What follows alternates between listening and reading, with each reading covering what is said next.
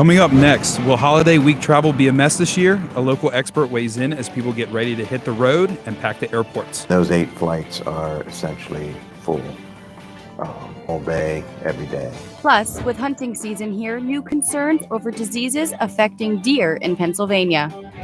And the winter weather outlook for Central PA. Are we looking at a rough stretch in the coming months? The Center County Report starts now.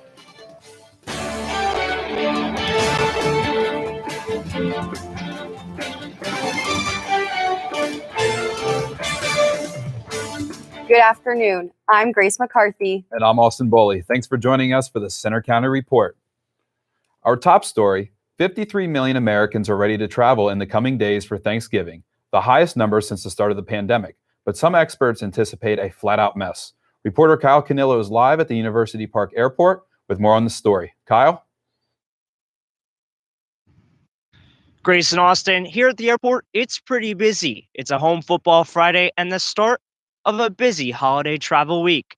And while most folks are excited to visit family and friends for the holidays, it's expected to strain both their wallets and their patience.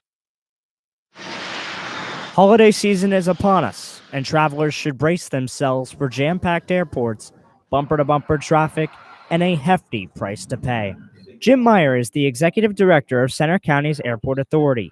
He says the University Park Airport is fully staffed and ready for the holiday spike. But with uncontrollables like weather and airline issues, it could create a domino effect that leaves passengers stranded. Where we would normally have 12 to 14 flights a day, we're down to 8. And those 8 flights are essentially full all day, every day. Nationwide, staff shortages are continuing to put businesses under pressure, and airline companies are no exception. In early November, American Airlines had to cancel more than 2,000 flights in only a few days. Mass disruptions during this Thanksgiving stretch could be infuriating for passengers and incredibly costly for airlines. Airlines were caught by surprise how fast it did come back. And that's why we're short on aircraft and crews, because they need to retrain the crews, and they just have limited resources to do that. Higher fuel prices are contributing to higher fares, largely because the price of oil rose 66% this year. As a result, some domestic flights could cost north of $400 for round trips. Even on the ground, gas prices continue to remain high, and it seems that even if you plan to drive, this year's cost of travel is nearly unavoidable. But for some, driving might be a good backup plan, because if you're a passenger that needs to reschedule your flight, there are no seats for many days, so they get stuck. Meyer told me that if you are expected to travel this holiday season, getting to the airport early is your best bet to iron out any issues and relieve any stress. At the airport, I'm Kyle Canello for the Center County Report. Now back to you in the studio. As people hit the road for the holidays, they're also watching the weather and wondering if this winter will be a bad one. Reporter Chris Lemo talks with experts about what we can expect. For state climatologist Kyle Imhoff, one of the keys to forecasting the future may actually lie in the past. We see what was similar situations back in the past, what years were similar in the past, and then we look at what does the following winter season look like. This method, called analog forecasting, is one of the ingredients used to project long-range trends in weather patterns. For Imhoff, seasonal forecasting is only a small part of the job. So as a state climatologist, a lot of what we do is we archive weather information, we store real-time weather data, and then we apply that to real-world problems. One of those real-world problems is more travel at this time of year.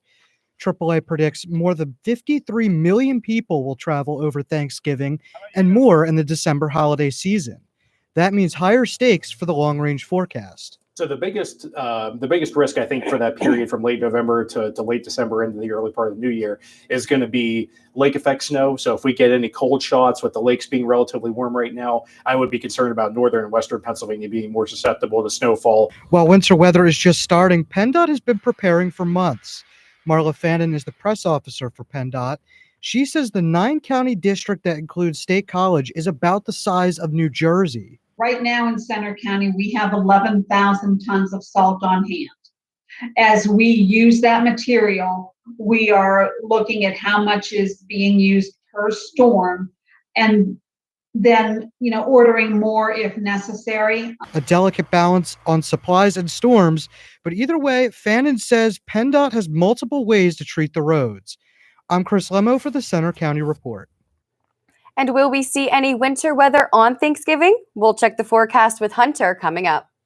The funeral is set tomorrow for a Penn State student who died last week. Friends of Justine Gross gathered in downtown State College last night for a vigil to remember her. The 19-year-old went missing and was found dead the next day. State College police today confirmed Gross died after falling 11 stories down a trash chute. They say they're still waiting for an official cause of death, but believe it's accidental. The police update comes after a report from NewJersey.com, quoting Gross's mother as saying she died from the fall after meeting a man who offered her drugs. Now an update on COVID in our area. Right now, there are 36 COVID inpatients hospitalized at Mount Nittany Medical Center. They range in age from 47 to 87 years old. A dozen of those patients are fully vaccinated, and Center County reported 2 new COVID deaths and 54 new cases as of yesterday. When Center County ramped up COVID vaccines this year, one local volunteer group played a key role. Reporter Isabel Hayes takes a closer look at what they do. As thousands of people got their COVID vaccines this year, many got them from Center Volunteers in Medicine. But COVID jabs are only part of what this volunteer organization does. We see individuals coming with all types of needs, sometimes acute issues such as, strep throat or the flu or even COVID-19. And we also provide a lot of care for individuals looking for management of chronic health conditions like diabetes, hypertension, asthma, things like that. CVIM even helps with dental service for those who are unable to afford health care. We do a lot of basic dentistry, exams, cleanings, fillings. Sometimes by the time folks come to us, they have not been to a dentist in a very long time, and the only course we have is to remove those teeth. Within the past year, the CVIM has hosted vaccination clinics right here at Penn State's Bryce Jordan Center and also here at Mount Nittany Middle School, targeting both students and the greater community. And as needs grow, so does CVIM. It plans to move to a bigger and better location on Sandy Drive, about 5 minutes from its current home. The space is nearly double our current space, and we hope to be able to provide more care and also, have more space for staff to have their own individual offices. But the vision remains the same. So I hope that we're able to continue to look at what the community needs are and, find ways to develop our programming in order to meet those needs. In State College, I'm Isabel Hayes for the Center County Report. If you'd like to consider donating to the organization, you can find information on their website at cvim.net. Penn State researchers say a new study shows deer can carry COVID. More than 80% of the deer sampled in Iowa last winter tested positive. But experts here in Pennsylvania say there's also something else for hunters to be worried about. Tori Kashadi reports. Yeah, definitely. Dawn Wagner is a manager at the Penn State Deer Research Center. The facility works on projects ranging from nutrition to reproduction and disease. And these days, they're busy. New findings by other Penn State researchers found deer can carry COVID. A study last winter in Iowa revealed more than 80% of deer sampled tested positive for SARS-CoV. The study raises concerns about new strands that could threaten wildlife and possibly humans. But experts here in Pennsylvania are also closely watching another threat. There's a lot of other diseases that we've looked for in the past and that we're concerned with. The biggest one being chronic wasting disease. CWD first showed up in Colorado in the 1960s, but didn't make its way here until 2012. It is increasing prevalence in Pennsylvania. Experts say there's never been a known case of CWD in humans, but they advise hunters to take precautions. Some researchers and wildlife agencies have recommended wearing a mask while field dressing an animal. However, it is always recommended to wear rubber gloves while field dressing. CWD spreads among deer populations and affects the central nervous system, making the animals thin. Experts say hunters can use the deer meat, but must leave the high-risk parts within the disease management area. Reporting from State College, I'm Tori Kashadi for the Center County Report. Hunters can visit the Game Commission website for more information on CWD and to check if they're in a disease management zone. The chilly weather is back. We'll check in with Hunter to look ahead to the 7-day holiday forecast. Plus, bringing innovation to State College, see a new place where the community can turn new ideas into reality. Also coming up, a local YMCA is stepping up to make sure people don't go hungry this Thanksgiving. See how they're giving back? One box at a time. So, I'm kind of new here, but I've noticed a trend. My human does this funny thing where she goes around and gets all my toys, and then she hides them in that basket by the door. But it's always the same basket, and it's always in the same place. And then she acts so surprised when I find them, but, she's putting them in the same basket again. It's like, hello, that's where you put it last time. You were the worst at hide and go seek.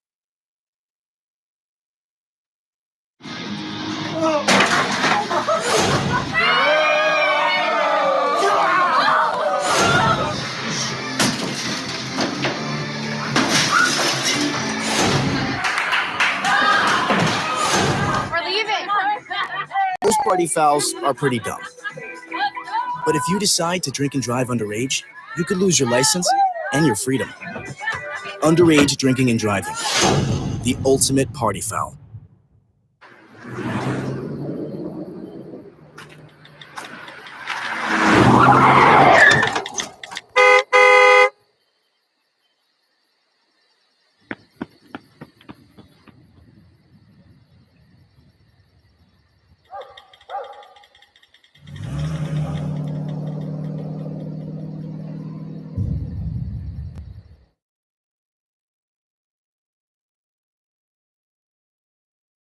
You're doing great. We're gonna try this again, okay? Okay. Wheels, pedals, handlebar, brakes. Sit up straight, keep your weight in the center, keep your eyes on the road, hands on the grips, button the seat. If we feel ourselves falling, what do? Just keep pedaling. Good girl. Now remember, it's all about balance and steering. Steer with your hands, steer with your body. Steer into the corners and you stay out of trouble. And the bell's your buddy, so go ahead and ding that. All right, ready? Here we go. Pedal, honey, pedal. There you go, you're a bike rider. Most parenting is hard to do in just 2 minutes. But 2 minutes twice a day making sure they brush is easier, and it could help save them from a lifetime of tooth pain.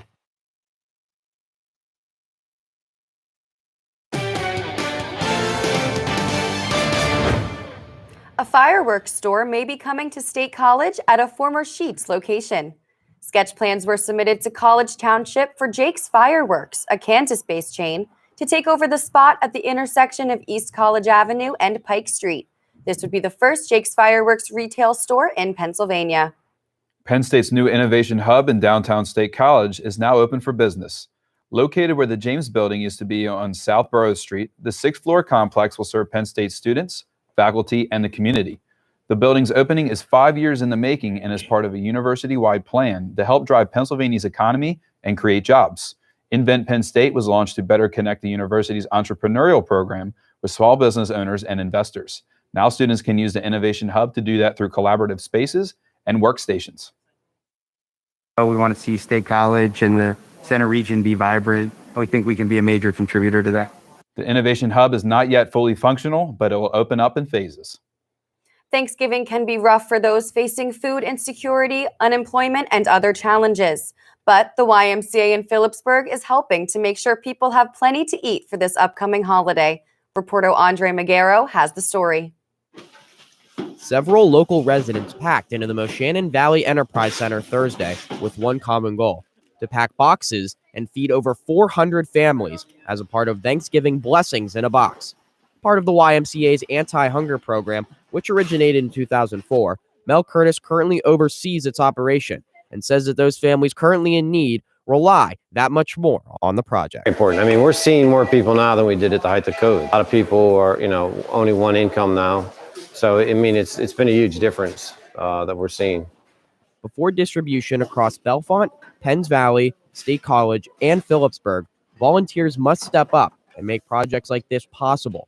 Carissa Mann is one of over 300 volunteers involved in the program and was there on Thursday night to take part. It's really important to come out tonight because I wanted to have my daughter to have a chance to help out too, and this is a good way to introduce her to community service and helping the community.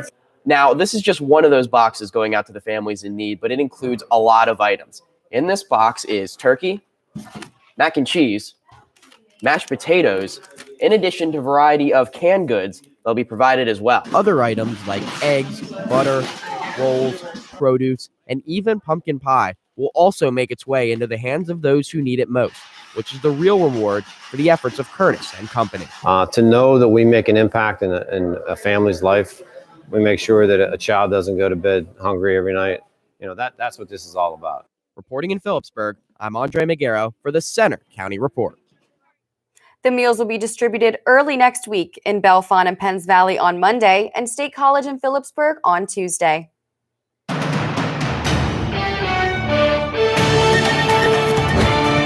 That cold front that moved through yesterday made it drop back down to more fall-like and even winter-like conditions across Pennsylvania.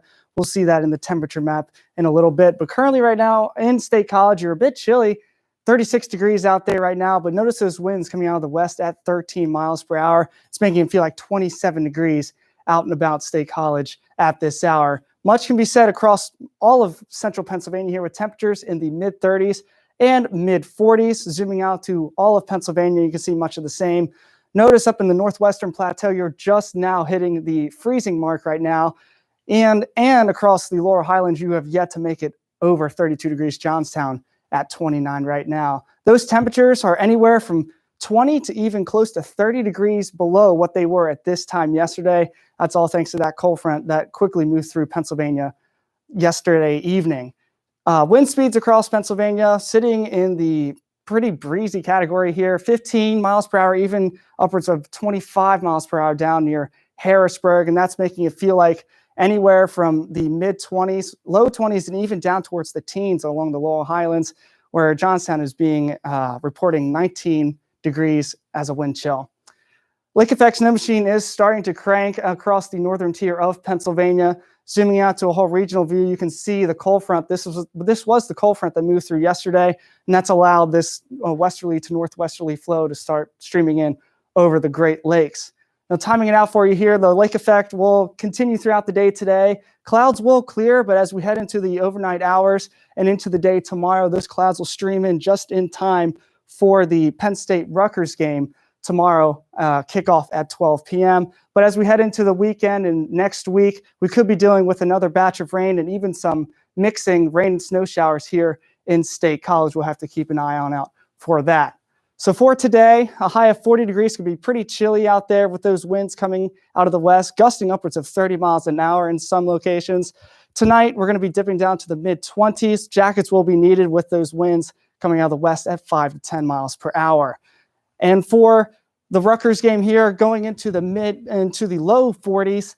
And as we head into the next 7 days, Thanksgiving is going to be pretty warm with that high of 49. No real snow to speak of around that time of the week. Yeah, thanks, Hunter. It sounds like it's going to be another hats and jackets weather for tomorrow. I know last week I was unprepared for that winter weather and I froze my tail off. Yeah, it's definitely football weather out there. It's that time of year. Speaking of football, let's head on over to Kelly for sports. Thanks, guys. Coming up in sports, we have highlights from Penn State basketball and also wrestling's first home duel. Also, we'll take a look at the Nittany Lions preparation heading into their last home game of the season. Todd's a great guy. I mean, look at him. What a sweetheart. Attaboy. Wait, Todd, what are you doing? How totally selfish and un-Todd-like of you. Come on, Todd. Come on, man. Hi, I'm Peter. There's nothing I love more than sharing vegetables with my friends. Come on in! Help yourself to anything. That's why we give our food the utmost respect it deserves. Did you know there are simple steps we can all take to help save food? You can cook it, store it, even share it. Just don't waste it. Because when it comes to food, better ate than never. To learn more, visit SaveTheFood.com. This year, patriotism shouldn't just be about pride of country. It should be about love. Remember that to love America is to love all Americans. Because love has no labels. So, I'm kind of new here, but I've noticed a trend. My human does this funny thing where she goes around and gets all my toys, and then she hides them in that basket by the door. It's like, hello, that's where you put it last time. You were the worst at hide and go seek.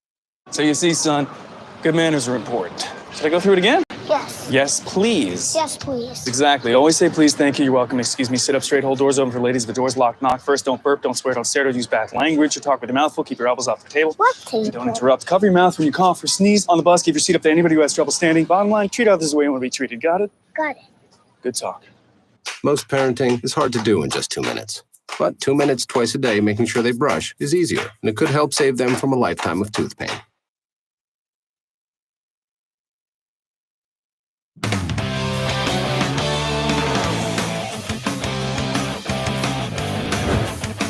I'm Kelly Warner with sports. Penn State has its home finale tomorrow against Rutgers. As the Scarlet Knights will try to spoil Senior Day, Penn State will try to work out their shortcomings and snap a home losing streak. A late-season Rutgers game is usually a brush-off for Penn State, but it's been a rough stretch for James Franklin's squad since the Iowa loss. The Nittany Lions have won just one since then and have lost their last two at home. Despite the downward spiral, there are some bright spots, like wide receiver Jahan Dotson, a semifinalist for the Biletnikoff Award. Jahan Dotson is going to beat 1,000 receiving yards on the season in this game. It's just a matter of how much he does it by. He has 993 yards and 9 touchdowns on 80 receptions this season, and on Saturday, he's taking on a Rutgers defense that does not have an answer for a player like him. Another bright spot, the defense, which will again be a key to tomorrow's game. The Scarlet Knights have a chance to be bowl eligible with a win, their first bowl bid in 7 years. Penn State hopes for a bounce-back win, and even with recent challenges, they're dialed in. I try to keep our players and our program focused on being the best we possibly can be today, and trying to be 1-0 each week to try to keep our preparation and our approach consistent from week to week, no matter the outcome. Besides getting back in the win column, the Nittany Lions have some other things on their mind. Some fans are questioning Franklin's postseason plans and wondering if quarterback Sean Clifford and other seniors will play their final game at home. It may be an emotional game in Beaver Stadium. Penn State leads the all-time series 29-2. Tomorrow's game kicks off at noon, and you can listen live on Penn State Comm Radio. Now to high school football. State High is back in action tonight, fresh off their new District 6 Class 6A title after beating Williamsport last week. The Little Lions will travel to Hazleton tonight against Delaware Valley as they look to continue their push for a state title. In other action, the Central Dragons take on Bedford and Hollidaysburg, while Forest Hills and Richland head to Mansion Park for the 2A District Championship. You can catch highlights and more on this week's edition of After the Whistle. Penn State Wrestling is headed to Philadelphia after Thanksgiving break for a road duel with Penn, looking to move to 4-0 on the season. The Nittany Lions defended Rec Hall in their first home meet of the season last night against Army. The Lions dominated from the start as Roman Bravo Young was his usually impressive self. Carter Sorochi rolled to 23-5 technical fall en route to Penn State's 32-7 win over the Black Knights in the 56th straight sellout at Rec Hall. Penn State men's soccer is hosting Hofstra for a second-round NCAA tournament game Sunday at Jeffrey Field. The Nittany Lions earned a first-round bye while the Pride beat Lipscomb 4-2 last night to advance in the tournament. Penn State men's basketball took care of business in the Bryce Jordan Center last night against St. Francis Brooklyn. St. Francis got the scoring started early from the three-point arc, but senior Sam Sessom scored his personal best of 26 points as a Nittany Lion, mostly on layups. John Harris' double-double of 14 points and 13 rebounds clutched the team a W. Coach Micah Shrewsbury and his team look to build on this win as they take on Cornell on Monday. Women's basketball put on a record-breaking performance this week. The Lady Lions scored a program record 120 points, highlighted by McKenna Marisa's career-high 30 points, 11 assists, and 10 steals en route to a triple-double. The Lady Lions travel to Clemson on Sunday. That's all for sports. Now back to you at the anchor desk. Thanks, Kelly. Coming up next, it's already looking a lot like the holidays in downtown State College. We take you there live next for an annual event full of fun.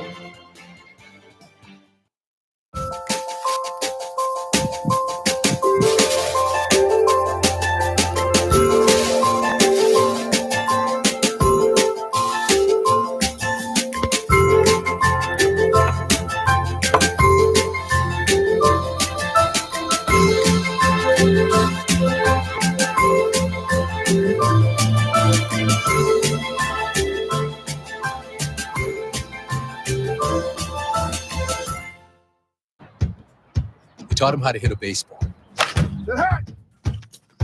how to hit a receiver, the strike zone, the net. You taught him how to hit the upper corner. You even taught him how to hit the open man. But how much time have you spent teaching him what not to hit?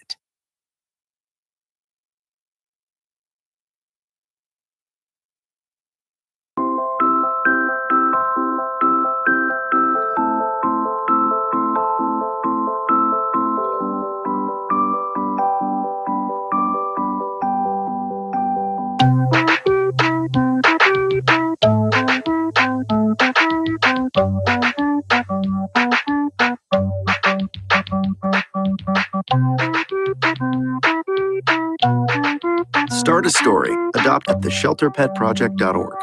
There's one thing you can never have sex without. It's not something you buy. Or something you take. In fact, there's only one way to get it. It has to be given to you, freely. It's consent. Because sex without it isn't sex. It's rape. Consent. If you don't get it, you don't get it. It's on us to stop sexual assault. Learn how and take the pledge at itsonus.org. Last night was a festive feeling in downtown State College where the borough kicked off the holiday season. Connor Griffin is live on College Avenue with more about one of Center County's most popular traditions. Connor? Thank you, Grace. I'm here at the Allen Street Gates, which is the site of the annual tree lighting ceremony right here in State College. And of course, the tree lighting ceremony was last night, part of the larger Light Up Downtown event, which has become quite the tradition. Locals of all ages. Ho, ho, ho, ho! Hundreds of people gathered in State College on Thursday for a wide array of holiday festivities on Fraser and South Allen Streets. The executive director of Light Up Downtown, Leanne Jeffries, was pleased with the turnout in the event's first year back since COVID. It's great to see everybody out. I think everyone's excited to celebrate the holiday season this year and really kind of get back to normalcy. One of the best parts about the event is that it crosses generations and families can pass on the tradition year after year. I was born and raised here and came back after college, and the traditions that we have here with the tree lighting, it's something that goes back to when my kids were young. The tree lighting served as the grand finale as everyone made their way over to College Avenue to watch Santa bring some holiday cheer to the streets of State College. Certainly a great night for people all across this town to come together. Santa even gave me a compliment on my sweater, which was very much appreciated. But definitely be on the lookout the remainder of the holiday season, as the Downtown State College Improvement District has plenty more events for the holiday season left in store. For the Center County Report, I'm Connor Griffin. Now back to you at the anchor desk.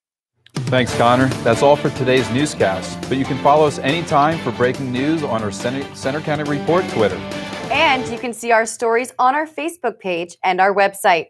Have a good weekend and a safe Thanksgiving week.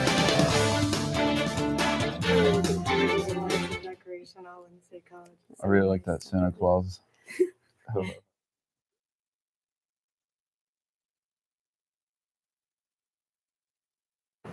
Yeah.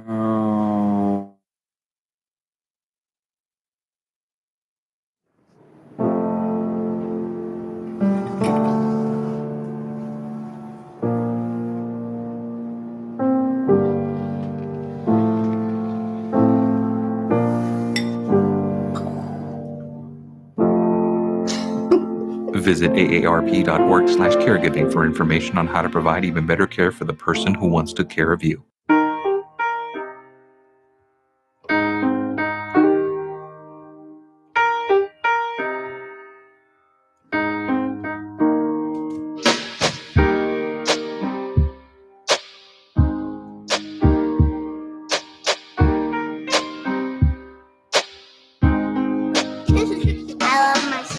My heart doesn't see race. Love is love. Pretty much a good day for me would be people leaving their hands off of me. I'm always called names. Everywhere that I go, there's always someone calling me names, calling me gay. I've been choked thrown up against the wall, punched. Nobody's ever tried to help me.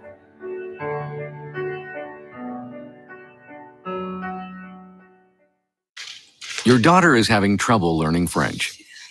Do you A, hire a tutor? Bonjour.